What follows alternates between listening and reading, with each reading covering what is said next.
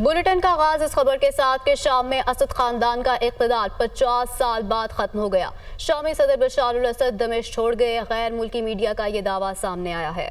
बशार अल असद त्यारे में सवार होकर नामालूम मंजिल की तरफ रवाना हो गए हैं। डॉक्टर कमर चीमा और तज्जियाकार हमारे साथ मौजूद हैं। बहुत शुक्रिया सर, आपने हमें वक्त दिया। सर, अब इस वक्त जो सूरत हाल बन चुकी है, कैसे देख रहे हैं इस तमाम तर मामले को और क्या लग रहा है कि अभी सूरत हाल जो है किस तरफ जा रही है?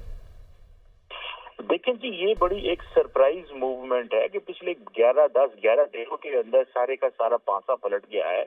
वो बशार अल असद जो कि 2011 से लेके लड़ रहे थे और उनको रशिया और ईरान की मदद हासिल थी, वो 10-11 दिन के अंदर ढेर हो गए हैं। इसका मतलब ये है कि ये एक गैप को देखा गया है और उस गैप के अंदर जो है ये सिचुएशन पैदा की गई है। आप देखें कि आपको पता है कि ईरान के एफिलेटेड जो मुजाहमती ग्रुप हैं, जिसमें लार्जली हिजबुल्लाह आता है और कुछ और जो ग्रुप्स हैं, वो सारे के सारे इस वक्त मसरूफ थे लेबनान के अंदर, और वहां पे क्योंकि इजराइल के साथ उनकी झड़पें चल रही थी।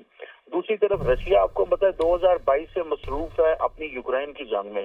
तो बेसिकली सीरिया के लिए कोई भी किसी किस्म की सपोर्ट मौजूद नहीं रह गई थी, और मेरा ख्याल है ये गैप ढूंढा गया है और उस गैप के अंदर ये सिचुएशन पैदा हुई कि बशार अल असद लड़ने को आए अपने जो हमायतियों की सपोर्ट से, तो 11-12 साल लड़ने और ना लड़ सके तो 11 दिनों में उनकी हुकूमत गिर गई। मैं समझता हूँ कि ये एक इम्पोर्टेंट डेवलपमेंट है, क्योंकि वो मुल्क भी छोड़ गए हैं और फौज ने स्टेटमेंट भी जारी कर दी है, नेशनल टीवी से चीजें आ गई हैं।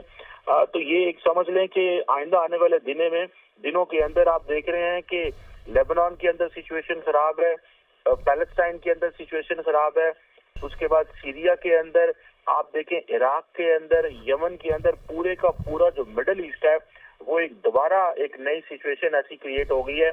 और मेरा नहीं ख्याल कि रीजनल ममालिक जो है वो इसमें रोल प्ले कर पाएंगे या उनकी कोई ऐसी पोजीशन होगी। अमेरिका भी जारी बात है दूर बैठा होगा और वो चीजों को इस अंदाज से देख रहा है कि वो भी कह रहे हैं जी कि हम कंसर्न है। टर्की ये कह रहा है कि एक नई रियलिटी शाम में आ गई है, इट मीन्स कि टर्की एक्सेप्ट कर लिया है। सो अब देखना यह है कि नई गवर्नमेंट फॉर्मेशन होती क्या है, कौन लोग हैं, कैसे चीजें आती हैं। लेकिन एक बहुत बड़ा सेटबैक पूरे खित्ते के अंदर हुआ है, क्योंकि डोनाल्ड ट्रंप जो अमेरिका के नए मुंतखब सदर हैं वो कह रहे हैं कि हमें इस जंग में नहीं जाना, हमें यहाँ इस कॉन्फ्लिक्ट में नहीं जाना। सो लेट्स सी कि यहाँ पे क्या फॉर्मेशन होती है और क्या ये जो क्राइसिस है, ये जो 4-5 मुल्कों के अंदर पहले ही था, ये एक नया मुल्क इस क्राइसिस में आ गया है।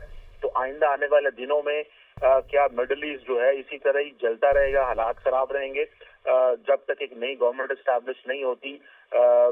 ये एक बिल्कुल अनप्रेसिडेंटेड एक नई सिचुएशन है जो कि आज से 10 दिन पहले या 11 दिन पहले कोई तसव्वुर भी नहीं कर सकता था।